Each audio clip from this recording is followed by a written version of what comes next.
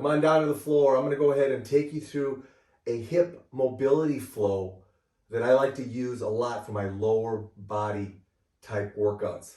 It's an easy flow to go ahead and do, and here's how you want to set it up. Now I'm going to take you through about 5 to 6 repetitions of each movement so you can see how I position myself, plus I can share with you some subtle adjustments and changes you can do as you go through the movements.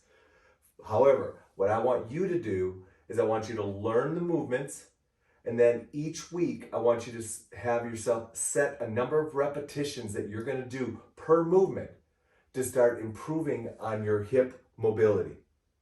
Let's go ahead and let's get into exercise number 1.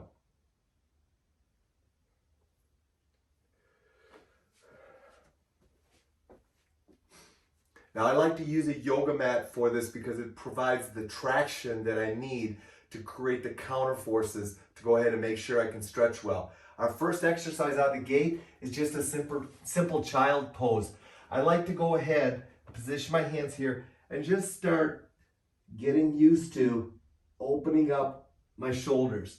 Now, this is also where I'll go ahead and really focus on trying to just continue to breathe through my nose.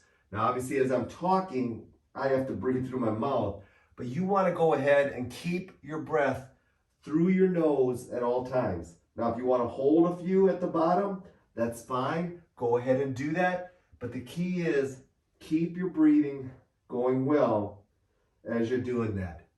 Exercise number 2, I'm going to come up and I'm just going to do some ankle pumps. I'm going to press my heel to the floor, come off that one, and press to the other side. And I'm just going to go back and forth. This exercise does 2 things.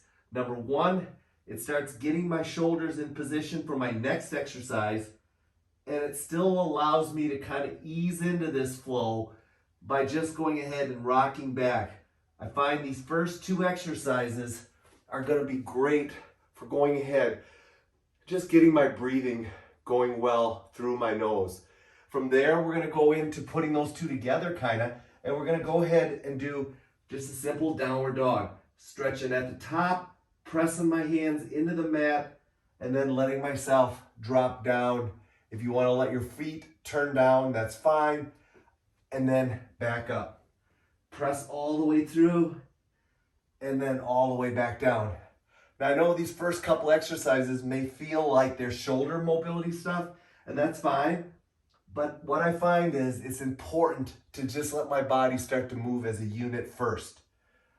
Now we're going to get into the hip mobility stuff. The first ones we're going to do is we're going to go after a rotation, and we're going to slide into a pigeon stretch and just start rocking back and forth. Now I'll do 2 things here. Number 1, I like to hold my foot sometimes and keep it there and really drop my left hip towards the floor. You're also going to notice my back foot. I'm going to go ahead and continue to try to keep it in the midline or maybe even a little bit beyond the midline as I rock into my pigeon stretch and then rock out of it and then rock back into it. Many variations. You can go ahead and change your position of your upper body and rock back and forth there. If you want to go ahead and drop down and then come on out of it, those are other options you can do. I'm going to then come out of that one, shake that hip out, and go to my other side and do the exact same thing. So I'm going to be rocking into my pigeon stretch and hit this other side. From there, we're going to go ahead now and bring the foot up, and we're going to do a 3-part series with the world's greatest stretch position. So first of all, I'm going to come into this position. Now for some of you, you may find that just rocking is where you have to start.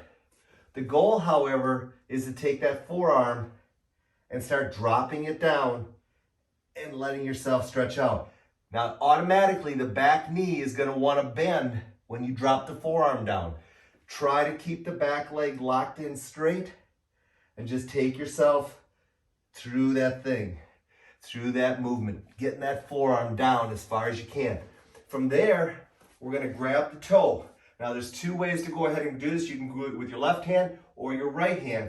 I'm going to show you left hand first. The easiest way is just go ahead, slide that right knee back, and just start rocking back and forth, stretching that hamstring. So many variations of this one.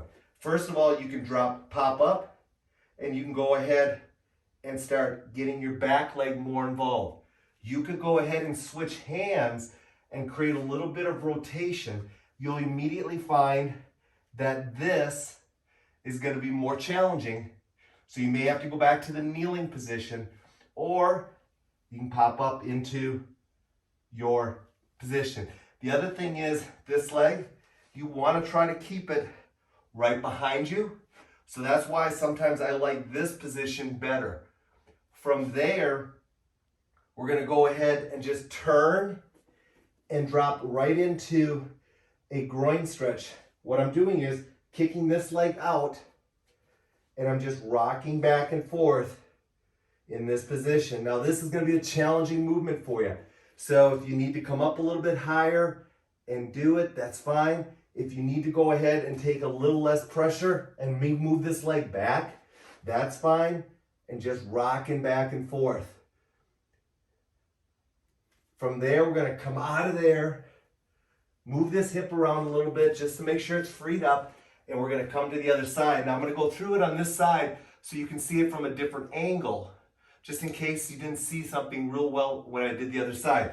So we come up into world's greatest stretch position. Remember, you might just want to rock to begin with, or your goal is, let's get that forearm down and keep that back leg as straight as possible. From there, we drop into the hamstring stretch. This variation, pop the foot up, go into a full straight variation, take the opposite hand and stretch in that way. So you're just pumping that knee to stretch that hamstring out. And then we're going to drop into this position. Notice this foot. I want to turn it out, line myself up, and just rock back and forth, stretching that groin and internal rotation on the opposite side. From there, I'm going to go ahead and come out of this, and I'm going to finish up with my last exercise where I'm going to take my feet, drop them here. The goal is to get to this position right here. And then what you're going to do is you're going to rock back and forth, driving that right knee down and letting those hips internally rotate. Now what's interesting about this exercise is where your hands are. If you keep your hands back, it's going to be a little more challenging to get that knee down. And you might find that some of your upper body tightness limits your ability to get the knee down. This is more of a hip mobility exercise, so feel free to bring your hands up a little bit so it's a little bit easier for you to get your knees down so we can really work that hip internal rotation. Finish up with this movement. Shake those legs out. Hopefully they feel great and you're ready to get to your workout.